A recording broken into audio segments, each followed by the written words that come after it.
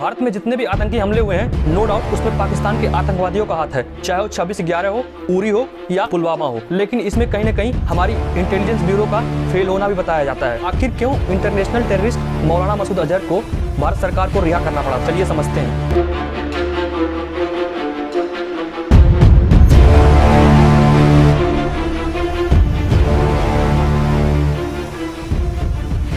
24 दिसंबर 1999 को एक Indian airlines की फ्लाइट नेपाल के त्रिभुवन इंटरनेशनल एयरपोर्ट से इंदिरा गांधी एयरपोर्ट के लिए उड़ान भरती है। विमान में कुल मिलाकर 178 यात्री और कुछ क्रूज मेंबर सवार थे। जब विमान करीब शाम 5:30 पे भारतीय हवाई क्षेत्र में प्रवेश करती है, तभी आतंकी बंदूक लेकर फ्लाइट को हाईजैक कर लेते हैं और फ्लाइट हाईजैक होते ही भारत सरकार को खबर लग जाती है।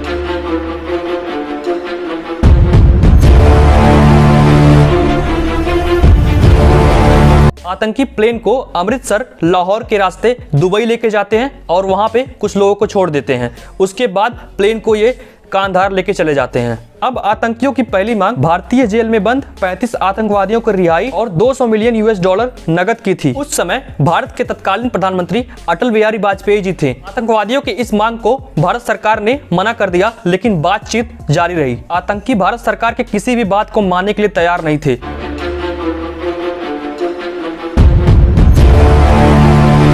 लिहाजा 7 दिन बाद यानी कि साल के आखिरी दिन 31 दिसंबर 1999 को बातचीत का निष्कर्ष निकाला गया और हाईजैकर्स ने भारत सरकार की गिरफ्त में 3 आतंकवादियों की रिहाई की मांग की। अब कांधार विमान में फंसे देशवासियों के लिए इंडियन गवर्नमेंट को आतंकवादियों की मांग मानने के लिए मजबूर कर दिया था।